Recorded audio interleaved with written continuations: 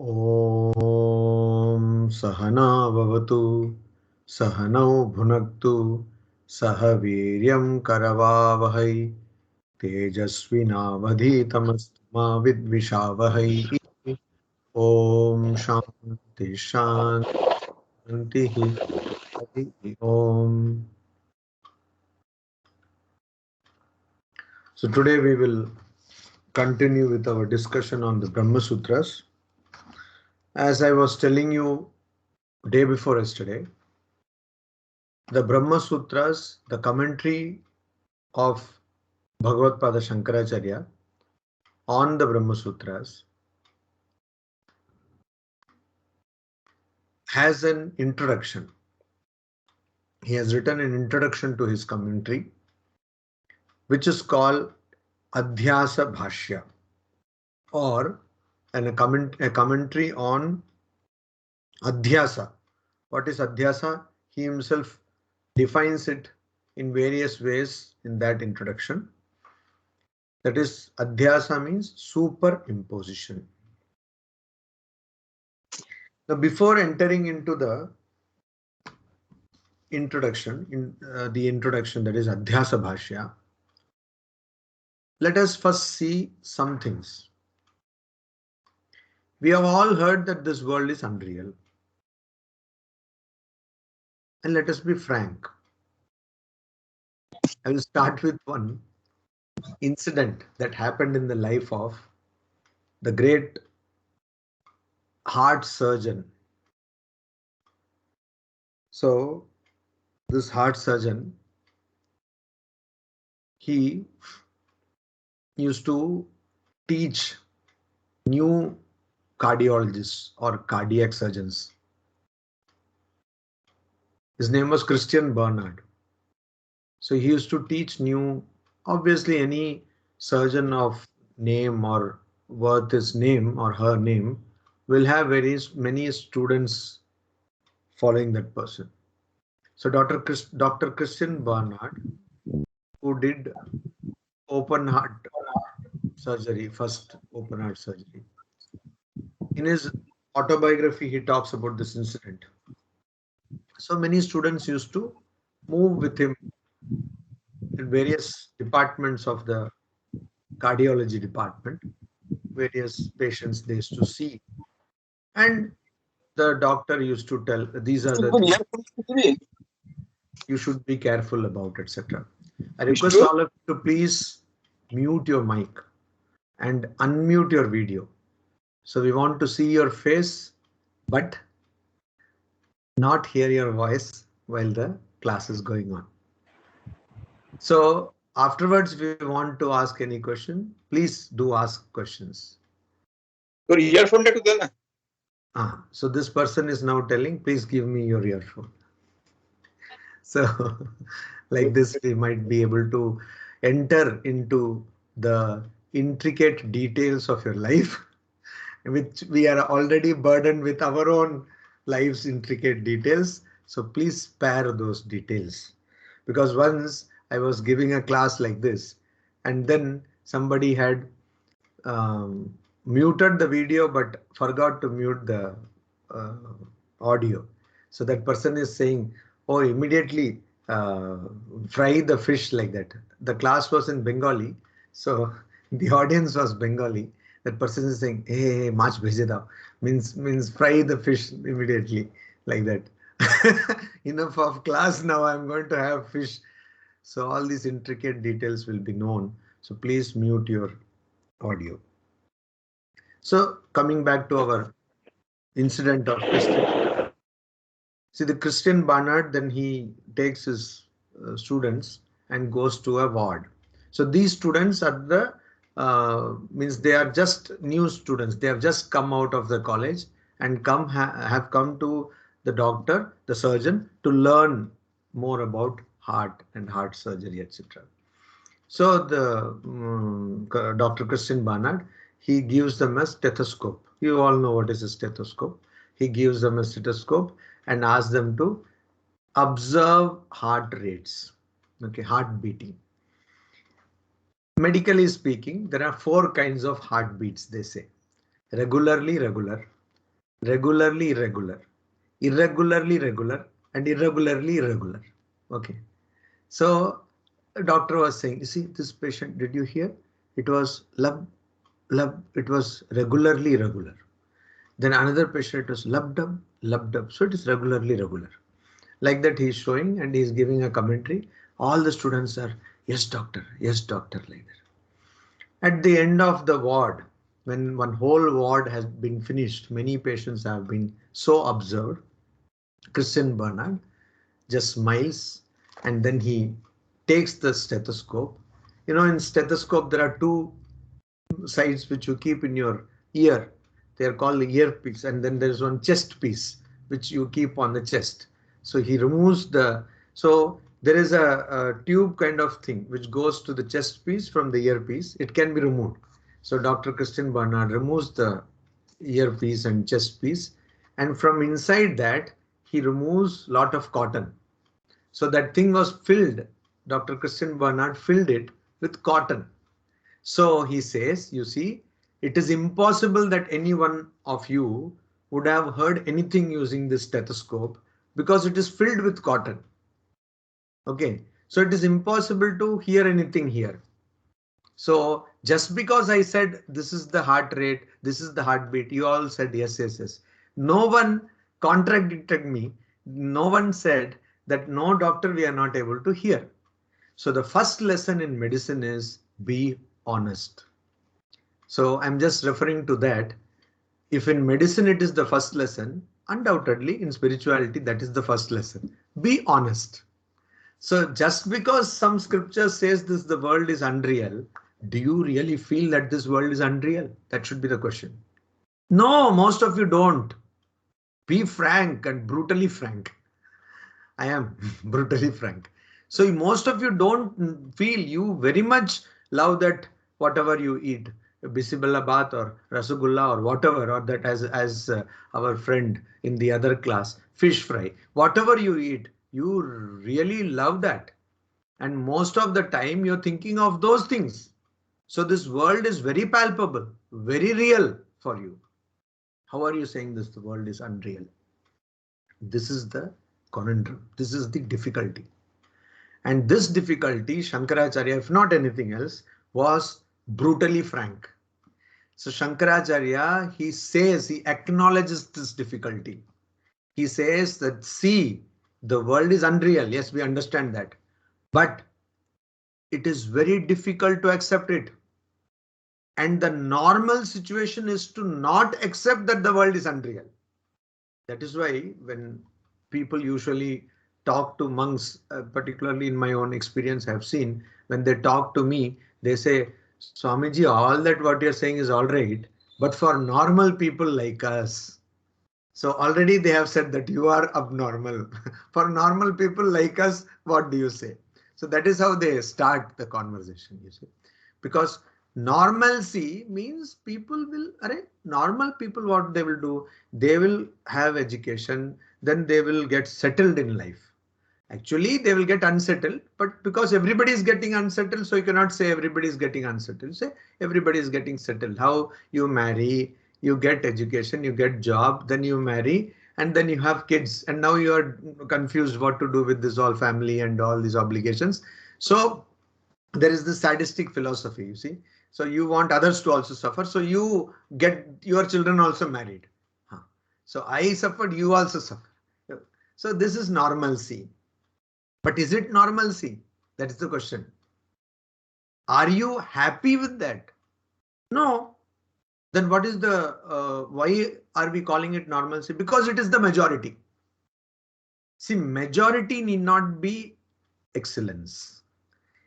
Or rather, excellence is always not majority. If you see, only very few people are achieving excellence. But that is not considered normal.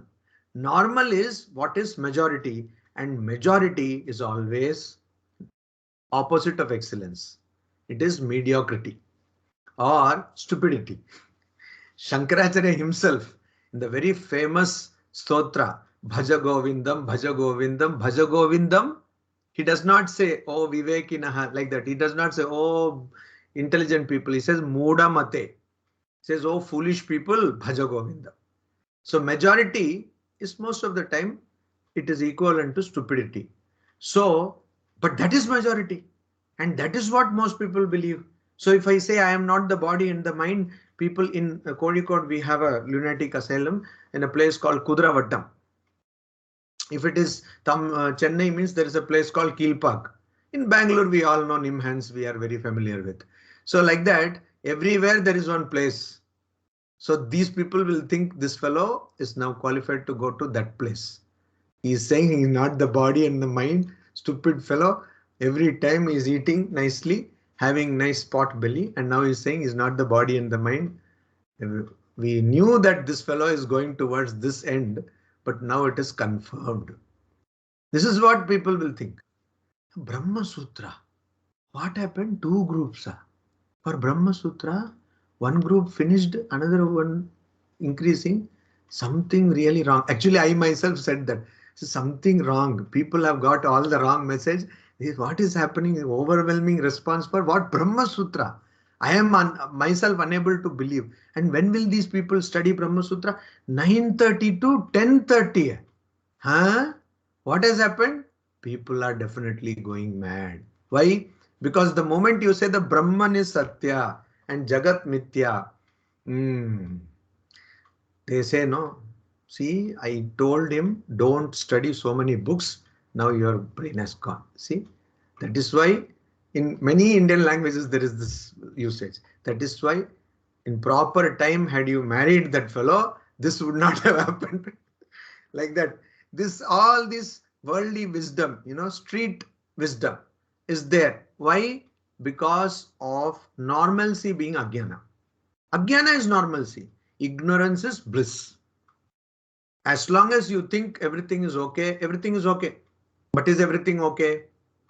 Sri Ramakrishna, in a very beautiful and a lucid example, as is his nature, he says, so a fisherman, he goes to fish and then he throws the net, and some fishes which are very small get out of the through the holes of the net. Big fishes cannot be caught in the net.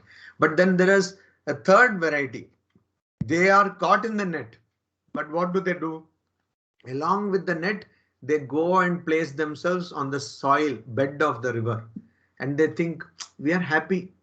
They are inside the net, but they're thinking we are happy. The soil, the riverbed is there, so we are happy. What is there? So some people say, Swamiji, what are you saying? World is like this. You cannot be free from sorrow, Swamiji. Sorrow will be there. Happiness also will be there. Life is like this. That is how life is. And we should enjoy life because this has been given to us by God. So we should not question God's, as though God came and wrote a gift deed. Okay, Mr. X or Mrs. X or Miss X or whatever. I am gifting you this world full of sorrow. But God says in Bhagavad Gita, Anityam, Asukham, Lokam. That we have forgotten conveniently. That is different God. Sri Krishna wanted Arjuna to fight the war. That is why he's brainwashing. But actually God has given all these beautiful things. They have given. Today is Bakrid. See, so some people, they will, biryani God has given. We want to eat nicely, enjoy. Why question all this, Swamiji? God has given, so we are enjoying. Normal state is abnormal. And what we call abnormal state is the normal state, where one knows that I am not the body, I am not the mind, but I am Satchit Ananda. Sri Ramakrishna had a coterie or a group of people who used to come to him. Not all respected him. There was this person called Shivanath Sastri, a great intellectual, a great Brahmo follower. So he used to come and meet Sri Ramakrishna, Bhagavan Sri Ramakrishna. And then he wrote a book, The Men I Have Seen. It is still available. If you go to some Brahmo publisher, you will get tattered book, Men I Have Seen. Some people are noting the name. Please don't read the book. It has got nothing much worthwhile in that. Some things he has told that I saw Sri Ramakrishna like that. But what he says there is, Sri Ramakrishna is mentally disturbed like that. He says monomaniac. Same word is used by Swami Vivekananda, but afterwards Swami Vivekananda understood better. So he writes that this book was published even when Sri Ramakrishna was alive.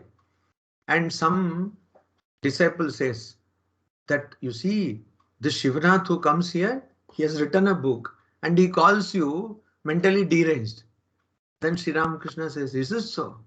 Then when he comes, Shivanath comes next time, he asks, oh, I hear that you have written a book in which you say that I'm mentally deranged. So Shivanath cannot tell anything, so he just smiles. So then he says, oh, you think of this world, which is matter, material, inert world, 24/7. He does not use the phrase 24/7. That is a recent usage, is it not? All the time, day and night, you think of this inert material world and you are sane. And day and night, I think about consciousness and I am insane. This is the question Sri Ramakrishna asks, and such a logical question. So people who are saying that person who wants to know Brahman and to realize one's true nature is abnormal, actually that person is abnormal, because abnormality is what is causing you suffering.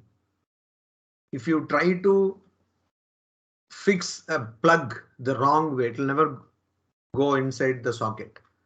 And so that is what is happening.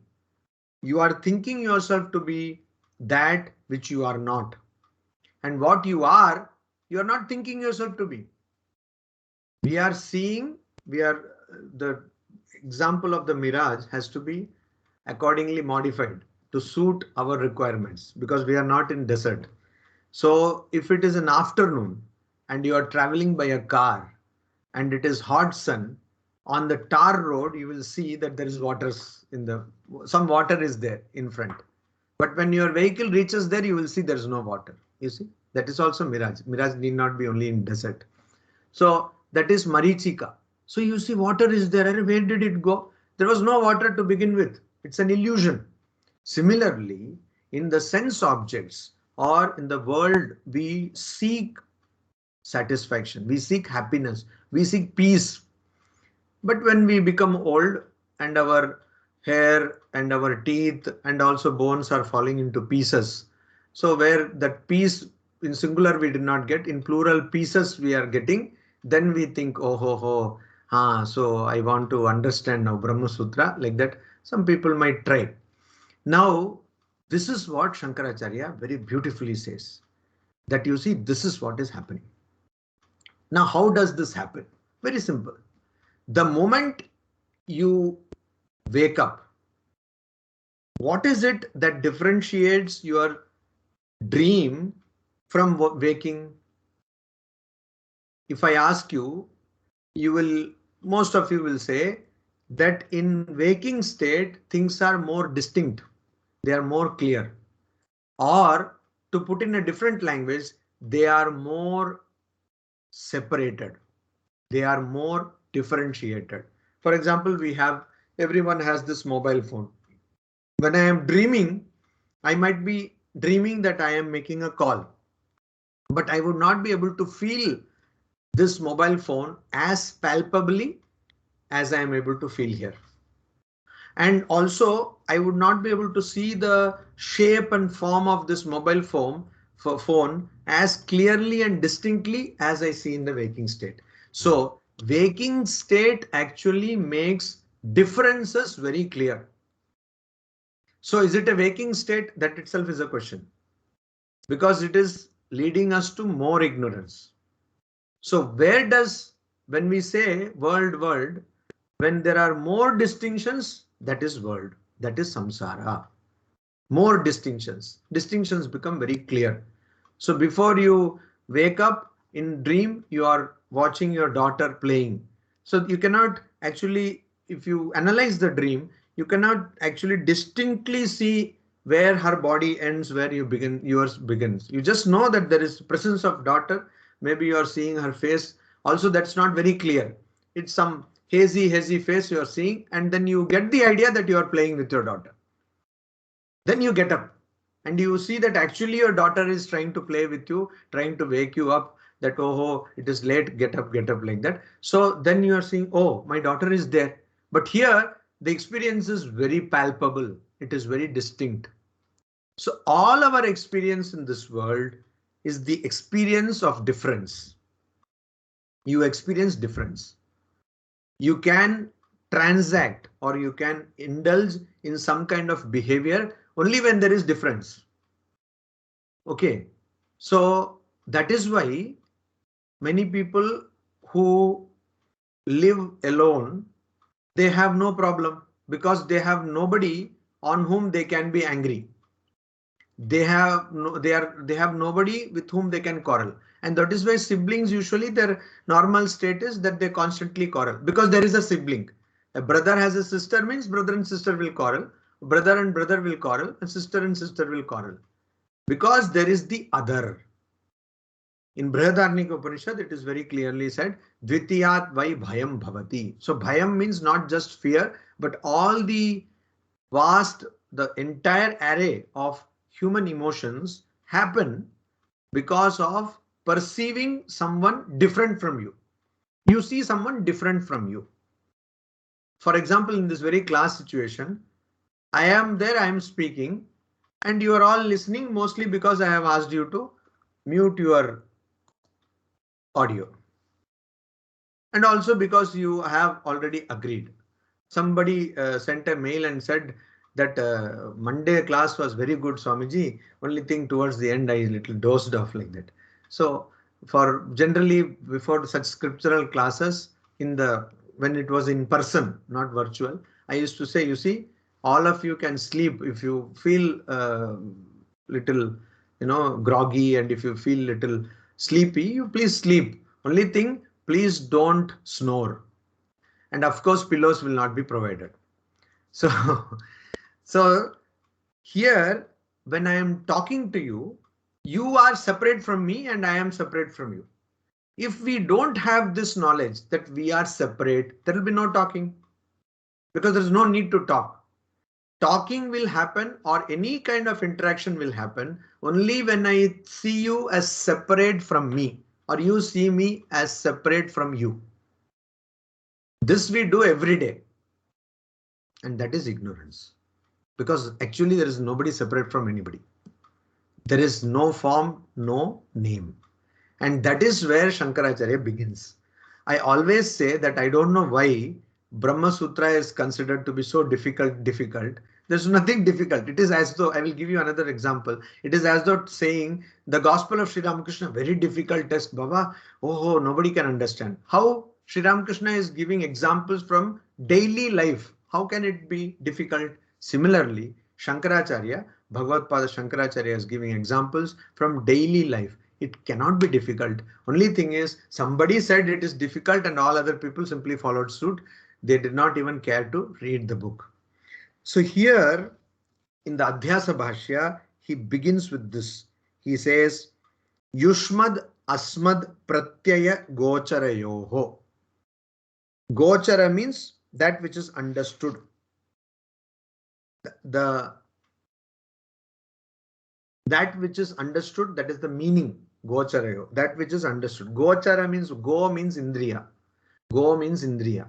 Chara means accessed. Gochara means that which is accessed by the indriyas. Here it means the understanding. Understanding of what? Yushmad. Yushmad means you. You. Asmad means I. Yushmad means you. Asmad means I. Pratyaya means notion or the concept. So what is the meaning of the concepts you and I? What is understood by the concept you and by the concept I? The meaning of the concepts you and the concept I. What is the concept? So when I am saying you, that means something different from me. When I am saying I, that means something non-different from me. That means which is not away from me, which is me. So that is what he's saying. Vishaya Vishayinoho. That means Vishaya means object. Vishayi means subject. So the relation between you and I is the relation between subject and object. I am the subject here and you are the object.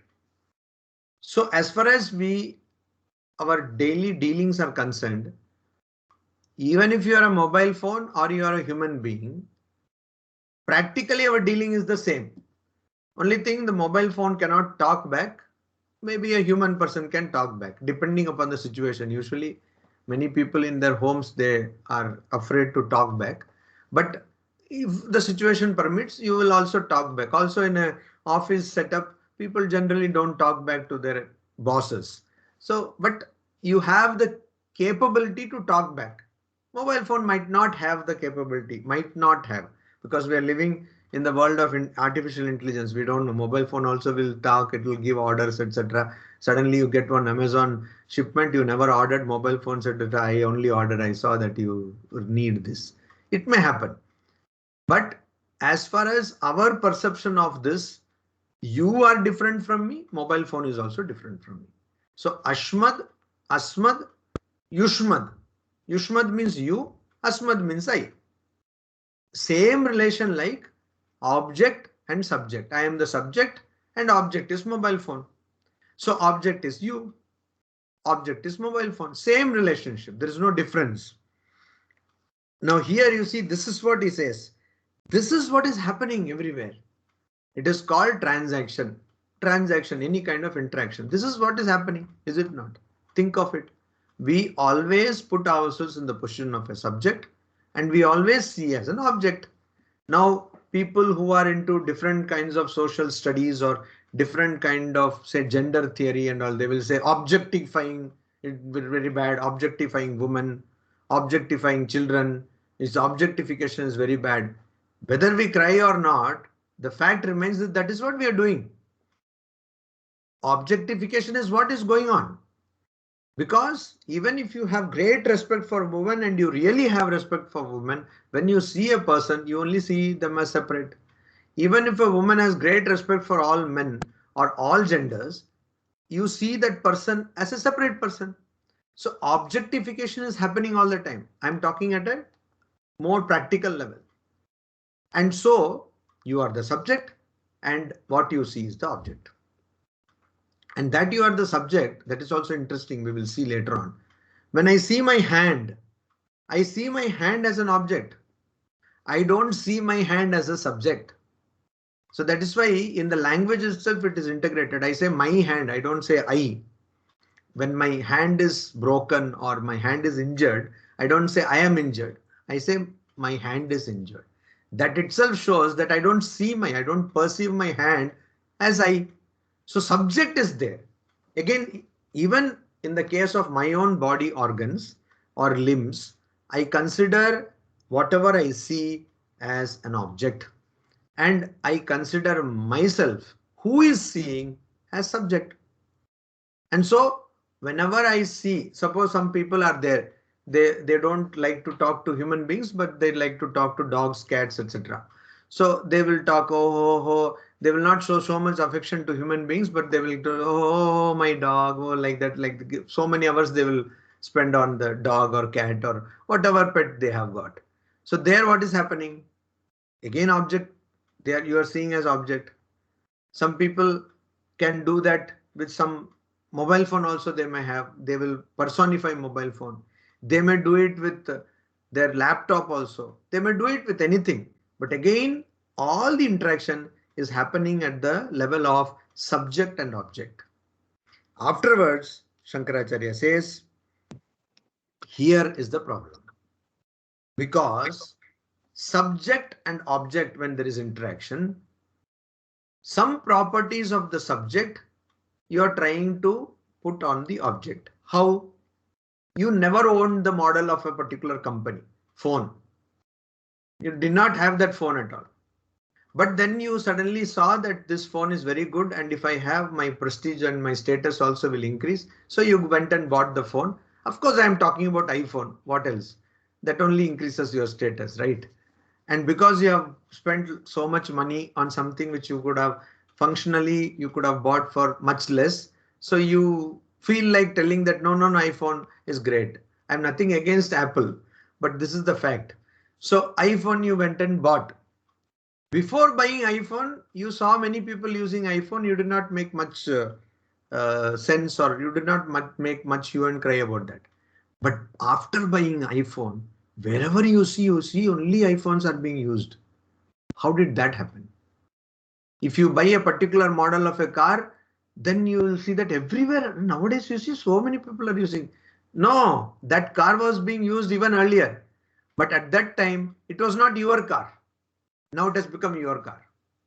So you suddenly identify that everybody in Bengaluru is using this model of car which you have recently bought, or they are using iPhone 12 or whatever which you have recently bought. Maybe you have sold your house to buy that iPhone, whatever, you have bought that iPhone. Huh? So here the connection of your eye with that iPhone, that is important, and that's where the genius of Steve Jobs lies. So he's like, iPhone, everybody wants to have iPhone because it is your phone. So though the property of the subject, that is you, is so very different from the properties of a phone, mobile phone, but the moment you own a phone, you try to think that your properties are transferred to the phone. Now it becomes your phone. How can it become your phone? It was never your phone, it will never be your phone. But because you have this connection, you think it is your phone. So a human being and a mobile phone, they are so different. But because of something, that something is what we will find out. Because of something, you think that this mobile phone is you. That we understand when the mobile phone is lost. People don't cry so much when they have kidney problem or their heart problem. Mobile phone gone means that's all. Everything, as they say in English, all hell breaks loose. They're like, what happened? What happened? So much. Tama prakashavat. Tama means darkness. Prakasha means light. Tama prakashavat means like light and darkness. Can there be light where there is darkness? How can it be? It is by dictionary meaning it is doesn't make sense. Darkness means where there is no light, and light means there cannot be any darkness. How can be light and darkness? How can they be together simultaneously in one place? It cannot be possible. It is impossible. Viruddha swabhavayoho. Like light and darkness having completely separate properties. Swabhava means properties. Completely separate properties. Like light and darkness. If there is darkness, it cannot be light. Some people may say your face is dark. That's a different darkness. Okay. Your face is looking dark means that's a different darkness. They are not talking about absence of light. Where there is absence of light, that is darkness. How can there be light there? There cannot be light. That is the dictionary meaning. That's the very definition of darkness. Similarly, where there is light means there is absence of darkness. So how can there be darkness? Again, it cannot be. Though it is so opposite, viruddha swabhavayoho, completely opposite, diametrically opposite, but still that is the problem. But still, इतरेतर भाव अनुपपत्तौ. Anupapatti means impossible or illogical. What? Itara. That is the mutual. Itara means you are becoming the mobile phone and the mobile phone becoming you. Itara bhava. That means you getting some qualities of the mobile phone and mobile phone getting some qualities of you. Itara bhava. That is anupapatta. Even though that is impossible. It is impossible that you will get the qualities of the mobile phone or that the mobile phone will get your qualities. It is impossible. And that is certain. It is correct that it is impossible. Just like darkness cannot get the quality of light, light cannot get the quality of darkness. That is what it is. It means darkness means that it is not light. It is very certain. Okay. An intelligent person cannot become fool. A fool cannot become intelligent. Means when they are a fool. because that is the meaning. Fool means it is opposite of intelligent, and intelligent is opposite of foolish. So even then, tad dharmanam api sutaram iteretara bhavanupapatti. Tad dharmana, that means of the subject and object we are talking. Of the subject and object, and also their properties. So the mobile phone cannot become you, you cannot become mobile phone. Neither the properties of mobile phone can become your properties, or your properties cannot become the properties of mobile phone. Dharmanam means the properties. Api also. Sutaram, therefore. Itara itara anupapatti. So it is illogical that the subject and object, like the properties of light, cannot become the properties of darkness. Properties of darkness cannot become the properties of light. Not only that, the light cannot become darkness, or darkness cannot become light. Even their properties also cannot be like that. For example, some child is born. Then everybody goes and says, oh, see the nose. Do you see the nose? Nose is exactly like mother, no? And see eyes, you see, eyes is like that mama. In mama's eyes he has got. Maternal uncle's eyes he has got. Then you see how he is looking angrily, that he has gone after his father. If like father only, he is getting angry. So immediately that even the doctor, the gynecologist failed. These people will make a morphological sketch of which part came from which relative and all that, and they will all gossip. It will be a huge topic of discussion. In every Indian house it happens. When a child is born, that fellow is completely oblivious of what is going on. They are making this part belongs to, not nose is no more nose, it is mother, eyes is mama, all that is happening. So there, though the child is not mama, but the nose is mama's nose. That means child is not mama, mama is not the child, but the property of mama has gone to the child. But here, viruddha swabhavayoho, the properties or the nature of those two things. That is why the example is so apt. Darkness and light. Darkness and light are so diametrically opposite, diametrically opposed to one another, that like in our child example, though the child is different, but has got the nose of mother or the eyes of mama, here it cannot happen like that. Even the dharmanam api, even the properties are different. That is also that the possibility of properties becoming mutually going, that is the darkness property going to light, or light's property coming to darkness, is impossible. Anupapatti. It's a logical impossibility. It's not possible. It's illogical.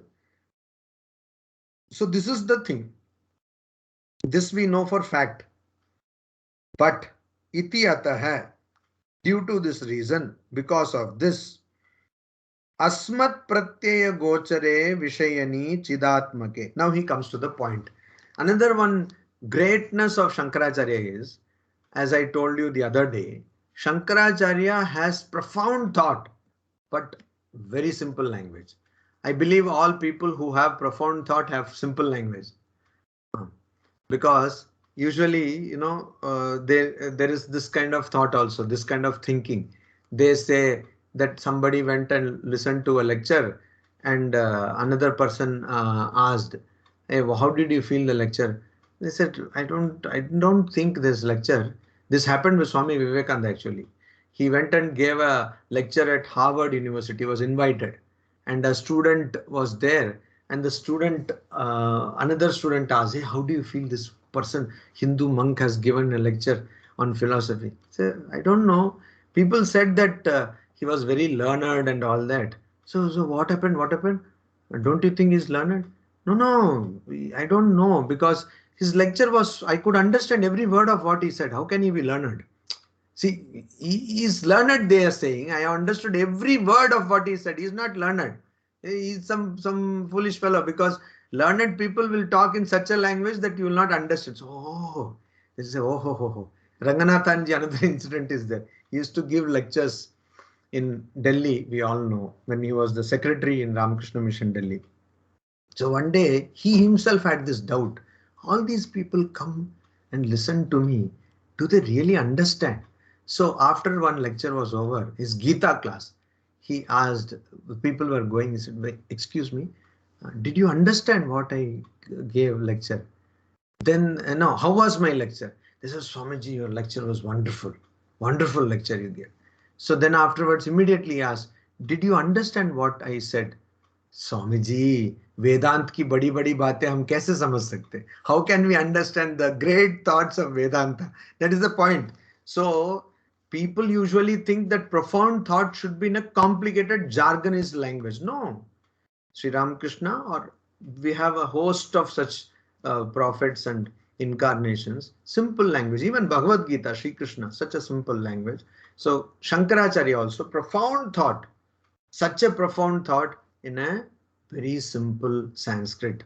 And even though he does that, he does not waste time. He straight away gets to the issue. So here also he says, Asmad pratyaya gochare vishayani chidatmake. So Vishayi means subject. Vishayi means subject. So about the subject or on the subject, Vishayini, on the subject. Who is that subject? Asmat pratyaya gochare. I just told gochara means that which is understood. Understood by the pratyaya or the notion. Pratyaya means notion. Gochare means understood. On being understood. Of the word, notion of the word asmat. Asmat pratyaya means the notion or the concept of the word asmat. The concept of I. Concept of I. So the subject which is in the subject, which is understood by the concept of I, chidatmake, that is, that has got, this atmake means it is having the content of chit, consciousness. I, the subject, is conscious. So on that subject, which is having the content of consciousness, that means on the subject which is conscious, and what is the meaning of, or what that is the understanding of the notion I. So when I say I mean the subject which is conscious. Why conscious? If it is not conscious, how does it see something? It sees something because it is conscious.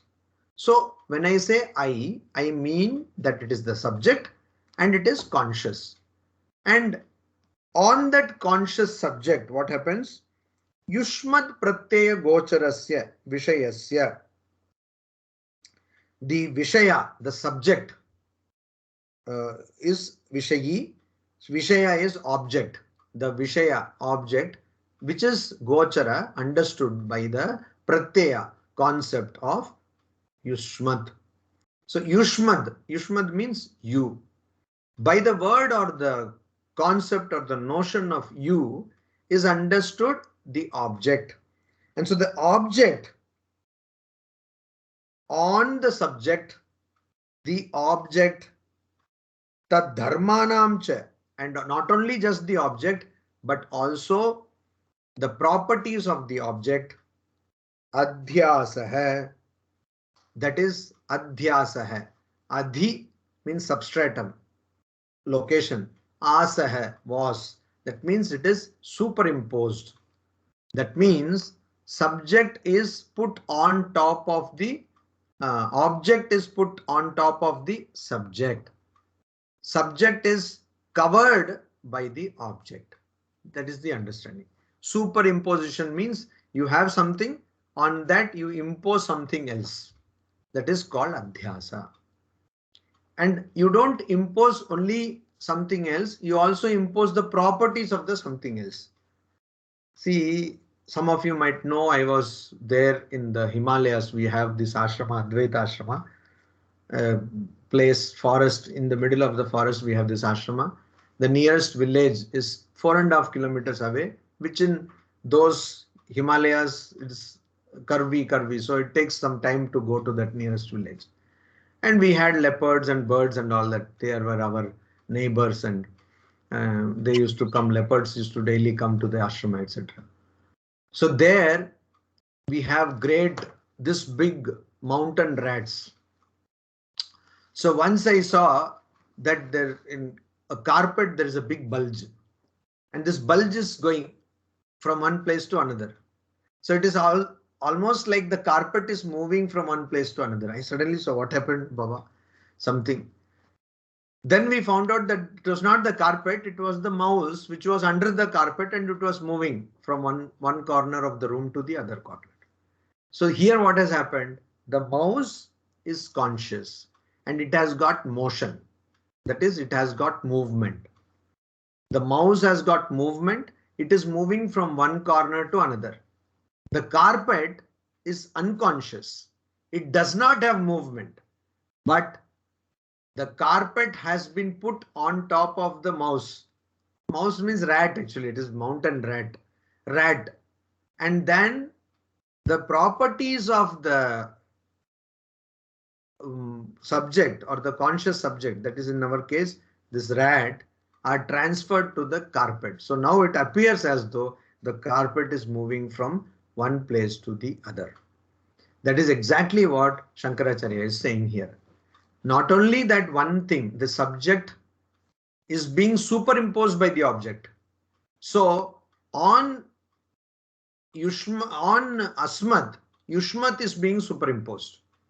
Not only the object is superimposed on the subject, the qualities of the object are also superimposed on the subject.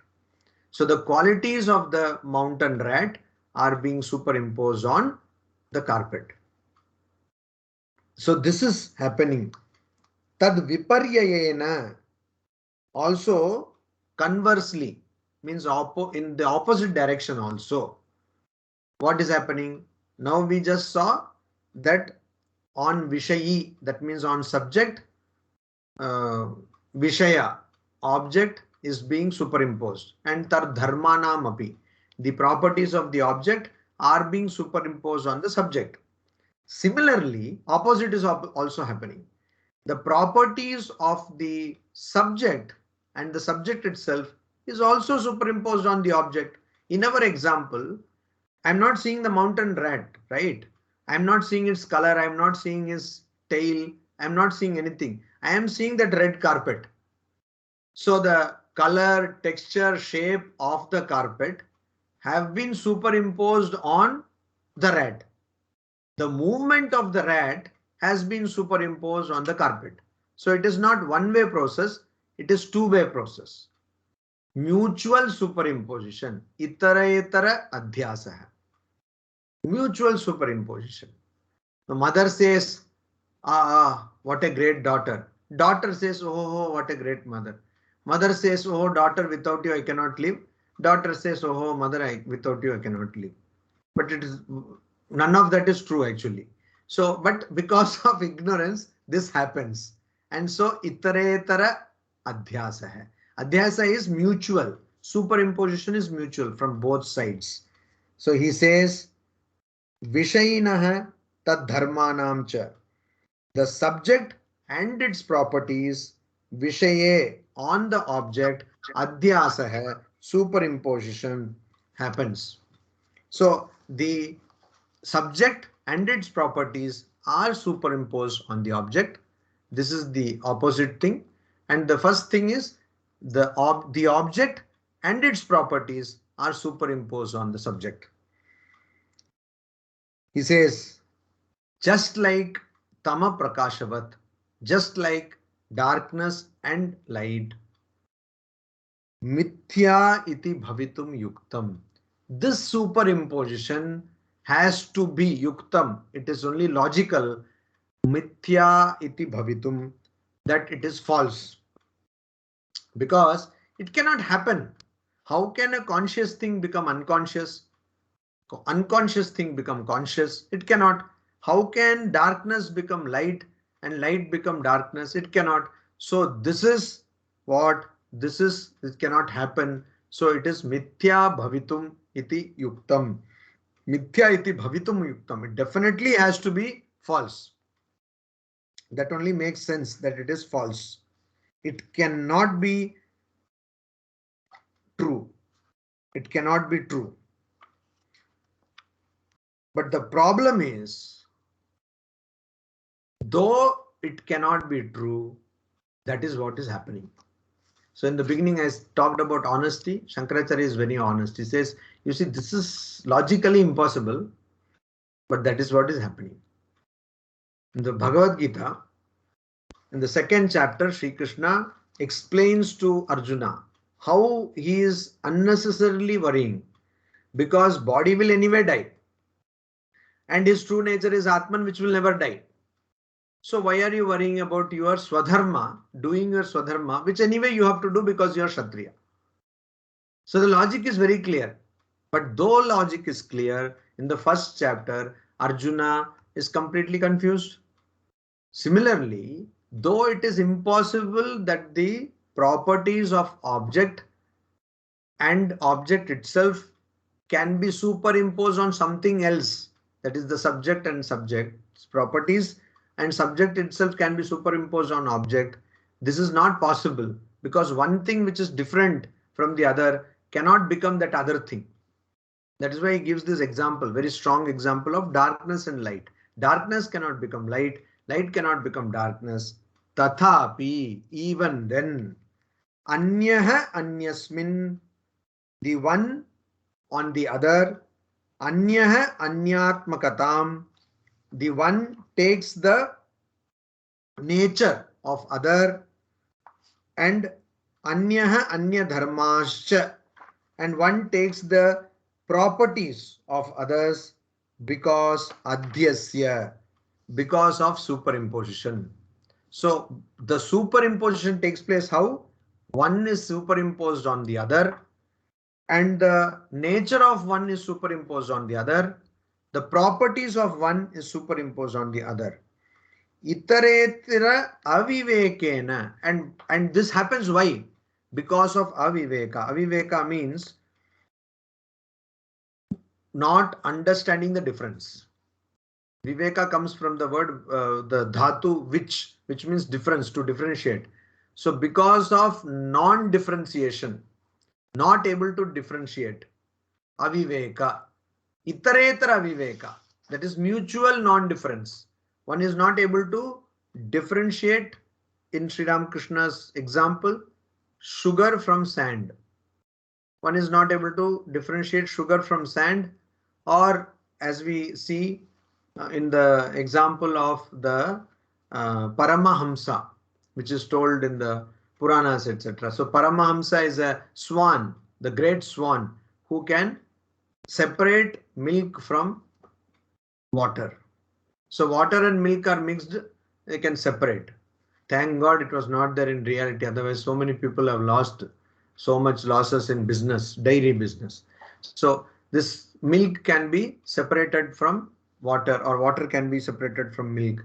So that kind of separation, when it is not there, when that difference is not understood, itara avivekena, by non-differentiation, what happens? You, and of what? That is why the example is very important. Tama prakashavat, darkness and light. Darkness and light, among them, if you cannot differentiate, what is that? Atyanta viviktayoho, of things which are totally different. Atyanta viviktayoho means of things which are completely different.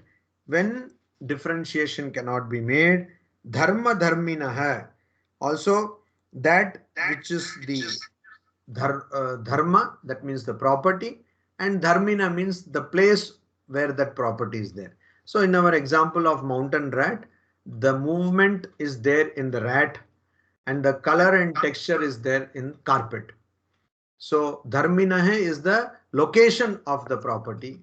Dharma is the property itself. So color and texture is the property. Location of color and texture is carpet. Movement is the property. Location of that movement is rat. So this Because of itaretara aviveka, because of mutual non-differentiation, not being able to differentiate mutually, mithya jnana nimittah, also because of jnana, knowledge, which is mithya, which is false, nimittah, because of false knowledge. How, what is false knowledge? What all this, Swamiji, we wanted to study Brahma Sutra, but we ourselves were feeling little abnormal, but now you are saying knowledge and false. How is it possible, Swamiji? Water is, everything is confused. No, take a disc. Okay, take a disc. We have all heard about it in our schools.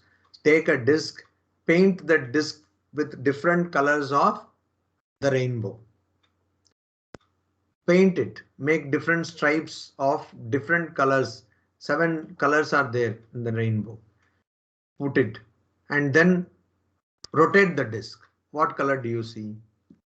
You see white color. Was white color in that, in those 7 colors of rainbow?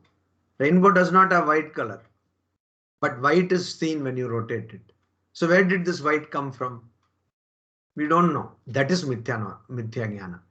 You are seeing white. You have the knowledge that this disc is white, but there is no white. It is called illusion. So illusion is there. Our whole world, our whole existence is because of illusion. And some people have illusions within illusions within illusions. The otherwise itself the life is illusion. In that they have some kind of hallucination, etc. So that is further illusion. Illusions within illusions. So mithya jnana nimitta hai. It happens because of false knowledge. And how does it happen? These phrases are very important. Satya anrite mithuni kritya. Satya, truth, and anrite, untruth, mithuni kritya, joining them. How do you get false knowledge? By joining truth and untruth. In Bengali, there is a good expression which Sri Ramakrishna uses. Neje gobare means, see, cow, it puts on putting dung, is it not? And so what happens is the tail gets fully soiled with dung. So now it is all confused, dung and tail and all that. That kind of a situation. Mithuni kritya. Chit jada granthi, Shastra call it. Chit jada granthi. Chaitanya, that is conscious and inert matter. Consciousness and matter is so inextricably, means inseparably, it is confused. It becomes one. So we don't know what is Chaitanya, what is Jada. It's all Jada we think is Chaitanya, Chaitanya we think is Jada. So Chit Jada Granthi. So Satya Anritya. Satya means here that which will be every time, means eternal. Satya means eternal. That is the truth. That is the reality. Anritam means that which is not eternal, which is unreal, which is temporary. By mixing both, Mithuni Kritya. Mixing means what? Mistaking one for other. Mistaking untruth or unreal to be real and mistaking real to be unreal.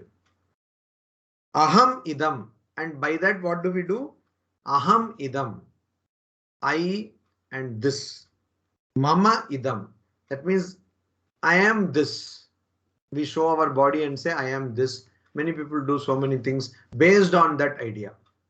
So lockdown, like because of lockdown, one of the industries which have suffered greatly is the cosmetic industry, of course. So cosmetic industry suffered, beauty parlors suffered, and people who also could not go to beauty parlor also suffered. People who live around them also suffered. So many people suffered. Why? Because of they think aham idam, I am the body.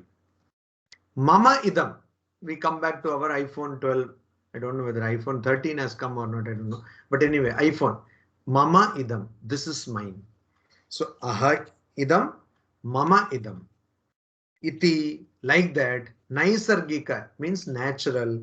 I am this loka vyavahara hai. This is the vyavahara, behavior. This is how loka, people behave. So this is the problem statement. The problem is, though things are so diametrically opposite, but people say this is I am this, and this is mine. Now here I will give you some parallels. See, aham idam means ahankara, egoism. Ego, this feeling of ego. Mama idam means mamakara, means mine. So I and mine, ahankara, mamakara.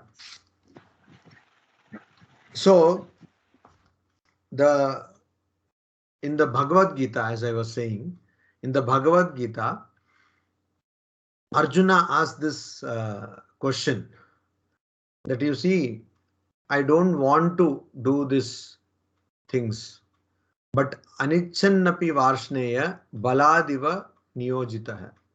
That though I don't want to do mistakes, it is as though by force somebody is making me do these mistakes.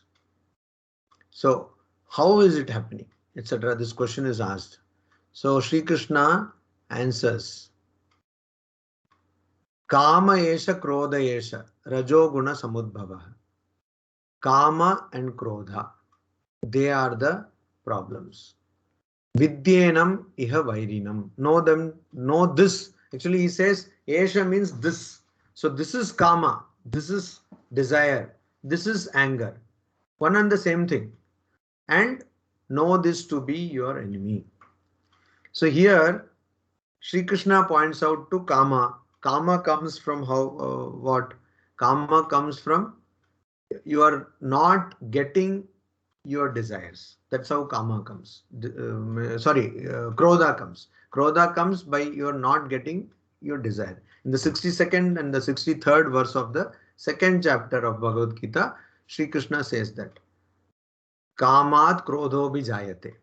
So krodha comes, anger comes when your desire is not fulfilled. It is there is some obstacle to that.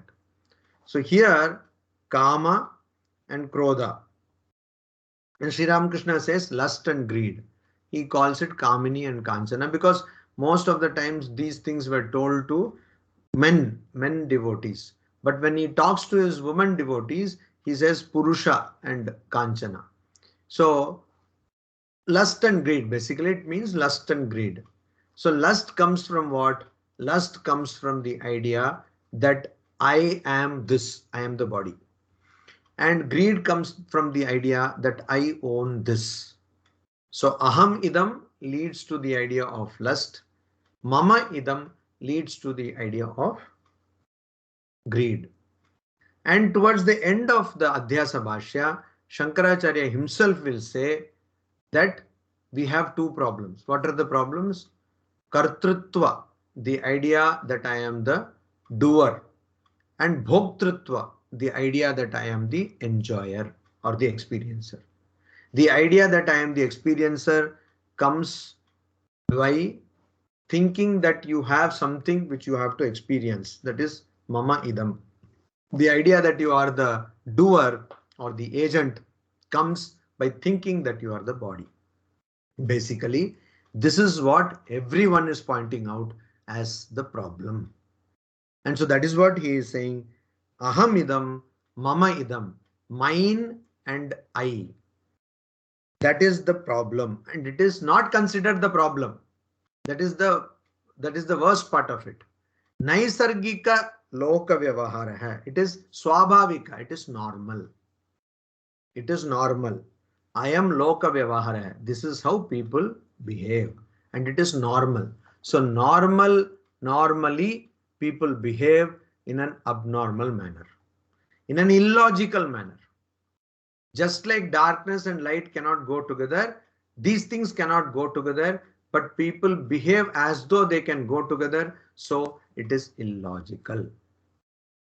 So this is how he begins the Adhyasa Bhashya, and then we will go on to see how there are various other things he tells, various other aspects he brings up. So my request is please think of these things, and also if you don't understand anything or if you have something else to add or something else you want to clarify or you want to have more discussion on that, please tell that so that we can do so in the next week when we will meet again on Monday. Om Shanti Shanti Shanti Hari Om Tat Sat Shri Ramakrishna Arpanamastu.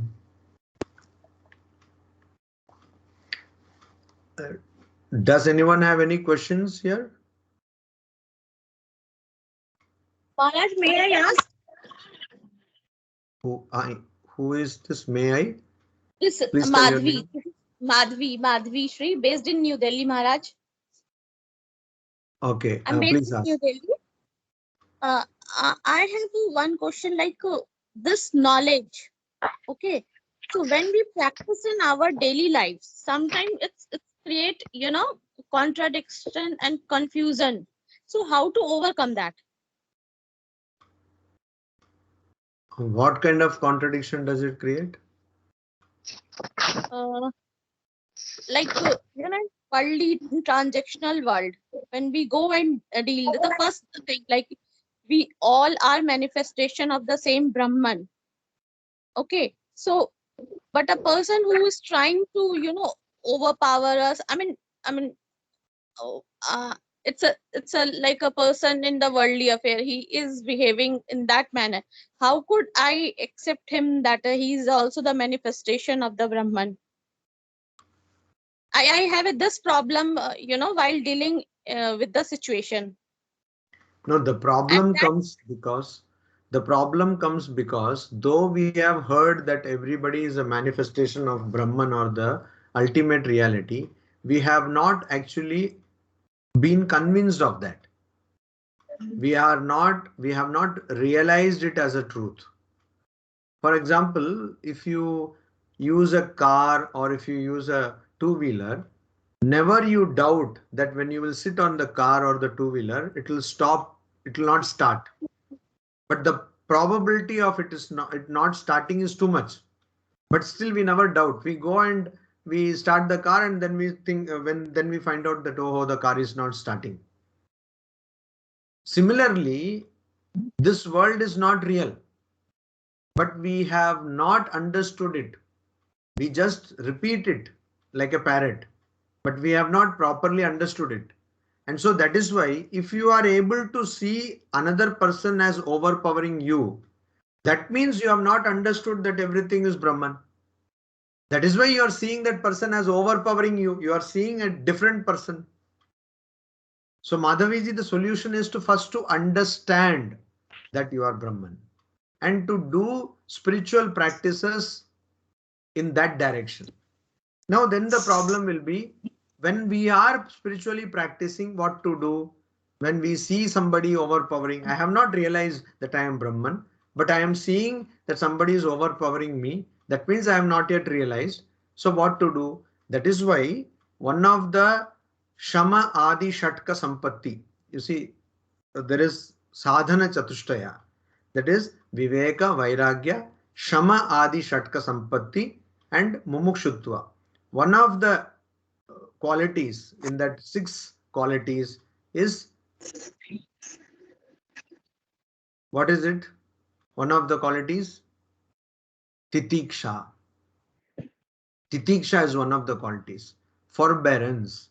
What is Titiksha? Sahanam sarva dukkhanam apratikara purvakam chinta vilaparahitam sa titiksha nigadyate Viveka Chudamani Shankaracharya says. So titiksha means sahanam sarva dukkhanam, bear all suffering, apratikara purvakam, without giving any retort, without reacting. Not only not reacting, chinta vilaparahitam, not even thinking about it. Many people will not react because of various compulsions, but will think. And don't think also, don't lament also. But why? Because you are trying to understand or trying to realize that this is unreal. So that is how we have to deal. That is how we have to deal. But also we have to also listen to Sri Ramakrishna, who says that if there is a mad elephant which is coming and the Mahat is telling move away from the path, so you move away from the path. because the Mahat is also a manifestation of Brahman. So that is the practical aspect of this. But we have to practice this. So the moment you see that somebody is overpowering you, means you yourself have not realized. Maharaj, this especially happen in family life more than outside. This happened within family life more. Yeah, wherever it happens, this is the way we have to take. Now you are probably telling family life because you might think, oh, monk, how does he know about family life? Before I became a monk, I was also in a family, you see. So wherever it happens, we have to take this method. That is the method prescribed in the scriptures, and that is the method advocated by gurus. Thank you, Maharaj. Jai Ramakrishna. Is there any other question? So, Swamiji. Yeah. So one question, Swamiji. Please identify yourself. So myself is Nataraj Swamiji from Honnali, Karnataka, Swamiji. Okay. So I was reading Viveka Chudamani from Ranganathan. So that on the concept of Maya, I could not understand, Swamiji. That is why it's Maya. Swamiji. See, Maya you cannot understand. Shankaracharya himself in Vivek Chudamani says that is why you could not understand. It is there, but it is not there. It is unreal, but you cannot say it is not real, but you cannot say it is unreal. Means, I will give you a very simple example. We have Advaita Vedantists, whenever they are in problem, they run to a dark room where there is rope. Okay. That is the example every Advaita Vedanti will go back to. So dark room is there. There is a rope. And because of darkness, you mistake that rope to be snake. Okay. Now, when you mistake the rope to be snake, did it actually become snake? No, it appears. No. It appears, Swamiji. It appears to be it's snake. an appearance. But because you mistake it to be snake, your heartbeat starts increasing. You start sweating. Okay. It was never the snake. It will never be the snake. It never is the snake. In 3 times, that is past, present, and future, it was never the snake. But did you get palpitation? You got. Did you want to run away? Yes. Were you sweating? Yes. So this sweating, palpitation, you are wanting to run away happened. But that is not true. Because it happened based on something which is not true. That is Maya. So that is why Swami Vivekananda very nicely explains this. He says, Maya is nothing but a statement of facts. You are traveling on a tar road. You saw water there. But was there water? No, it was not there. It never was there. But you saw water, just like you saw a snake in a rope. You saw it.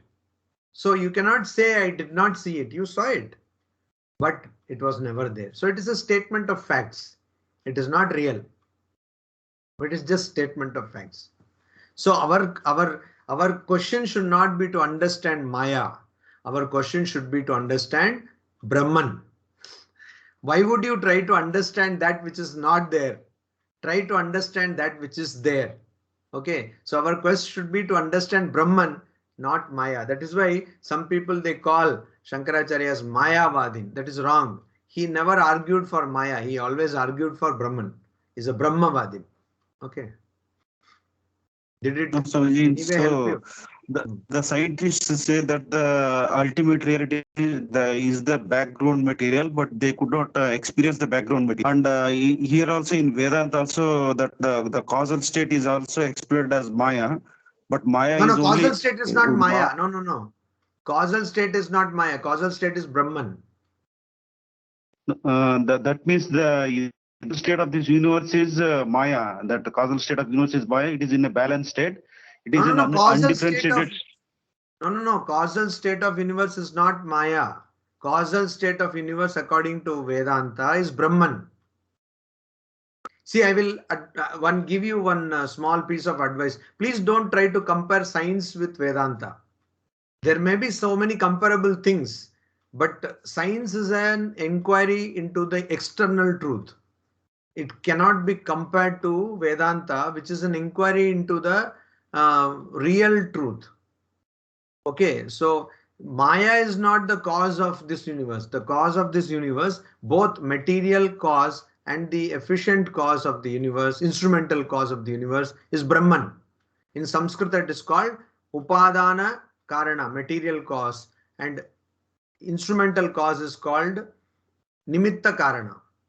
Both are Brahman, not Maya. Maya, how can something be cause which itself is not there? How it can be cause? It is not there. Maya does not exist. Maya is not, Maya is something which you think is there, but actually it is not there.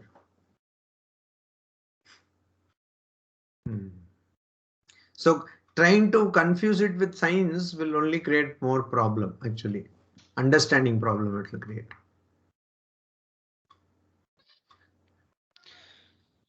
I think Nataraj is not convinced. I'm trying to get convinced, Swamiji. Still some clarity. So Yeah. I'm going through the Viveka Chodamani. It's a wonderful book, Swamiji. Yes. Swamiji, commentary by Swamiji, Reverend Ranganathan Swamiji Maharaj. So Yes, everything I could go through, but that Maya concept, I am unable to understand it, Swamiji. There is a lecture of Swami Vivekananda in the Jnana Yoga titled Maya. Please read that lecture. Have you read that? I'm going through it, Swamiji, but I am not clear, Swamiji. No, that lecture you please read. Here, there he makes it very clear. There he says Maya is a statement of facts, and he makes it very clear why understanding Maya or trying to understand Maya is a futile exercise. Is there any other question anyone has? Yeah, Swamiji, a very quick question. My name is Pramod Soni, and I think from the beginning, and now I think one of the participants also asked. My question is associated to the first question. How do we realize this Brahman or Aham Brahmasmi? How do we realize this? I think we understand logically. We understand when you're explaining these things, but what is the way to realize this? Otherwise, it is just a concept, right? We really can't unless we realize it. It is just a logical explanation that we can understand with mind, right? So my basic question is, how can somebody realize this? So that is why Advaita Vedanta says that sadhana chatushtaya, that is a must for all aspirants. And so sadhana chatushtaya means first viveka, constantly doing this discernment, discerning what is real, what is unreal. Nitya anitya vastu vivekaha. Constantly at every second of our life we do, whether this is real. Real means whether it will be there forever or whether it is unreal. So most of the things apart from Atman, everything is unreal. So this we have to constantly do, and we have to give up the unreal. That is the point. So when you say give up the unreal means we have to give up the attachment to unreal. So you see, realization comes not by experience, like suddenly you saw so many lights, like that realization will not come, or suddenly there was some horripilation or some sensation in your body. No, realization comes by clarity of vision. You know, when you take a mobile phone and you make a call, you know that the call will go because the science is there, so it will happen. That kind of a certain understanding, conviction, which is pakka, means which is completely firm, that conviction, that leads to realization. So to bring that conviction, we have to practice viveka. Then we have to practice vairagya. Vairagya means that which is unreal. So that which is unreal, that has to be given up. Dispassion. Iha amutra phala bhoga viragaha. So in this life or the next life, that means you don't do things so that you will get Swarga or you will go to some other greater place, etc. Also, you don't do anything to attain some kind of fruits in this very life. So unattachment is the main key. Unattachment. Holy Mother Sri Sarda Devi says, Nirvasanai Mukti. Means if you are having no desires, that is moksha. That is Brahmagyana, that is everything. So then we have Shama, Dama, means controlling of your external sense organs, controlling of your inner sense organ, that means the mind. Then you have Uparati, taking away, withdrawing your sense organs from sense objects, Uparati. As in Bhagavad Gita it is told, Kurma Angani Iva, just like tortoise limbs it takes in. Then you have Titiksha. Titiksha means just like I told, forbearance. Forbearance of a different level means you don't at all. Why you don't react? Because you know it is futile to react because this whole thing is unreal. Then you should have Shraddha. Shraddha, Swamiji says, cannot be translated. So that Shraddha, which is sincerity of purpose, sincerity of faith, that we should have. And finally, Samadhana, a tremendous concentration. Concentration means you become one with the ideal which you are concentrating upon. If you have all these and you have a desire to get moksha, mumukshutva, this is the bedrock. Afterwards, you have to study the scriptures and understand things. But based on this strong foundation, which is also a strong ethical foundation.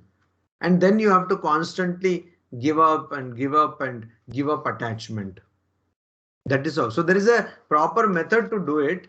Only thing many people think that it is impractical. That is why Sri Ramakrishna showed that in householder's life also and in monastic life also it is possible. So Sri Ramakrishna had so many householder disciples who performed these things and they attained that knowledge of God.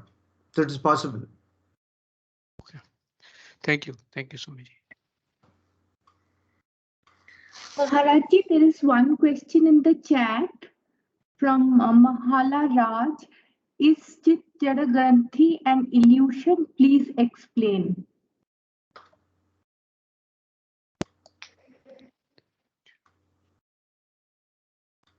Chit Jada Granthi is illusion, yes. Chit means consciousness, Jada means unconscious, means matter, and Granthi means knot, K-N-O-T, knot. So a knot between of conscious and unconscious. That is a confusion where we think. So here we think that the body is conscious.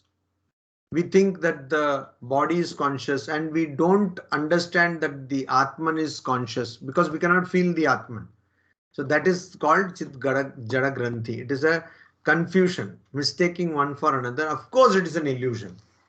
It's an illusion. Just like darkness cannot become light, light cannot become darkness, like that it's an illusion. So any other question anybody has? Okay. Swamiji. I'm Mahalakshmi, in the name of Maharaj, I have the question. I just wanted to reiterate this fact that we just told about Chit Jada Granthi. In Lalita Sahasranama and other chanting of the Devi, when we have this Granthi, so is it that by offering worship to Prakriti, the one who is the primordial nature, she makes us out, allows us to get out of this Granthi? Is that the way Lalita Sahasranama or any chanting signifies? Granthi Vibhedini means Granthi Vibhedini means able to come out of that. Is that so? Na Granthi, yeah, Granthi Vibhedini means that is what? That she will remove us out of it, but not by just making offering. See, realization one cannot get by giving up responsibility.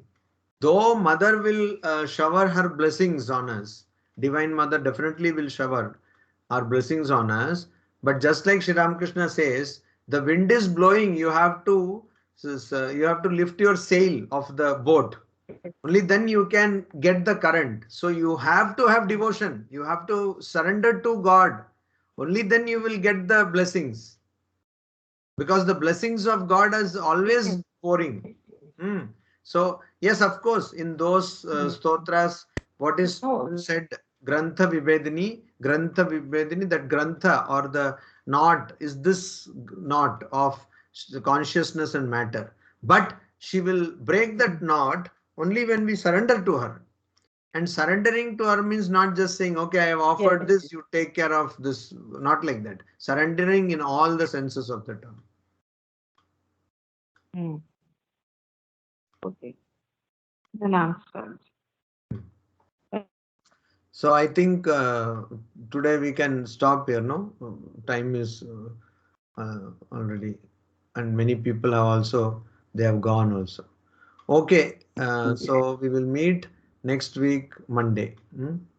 By the time you can go through what we have already studied, and you can be prepared for the next class.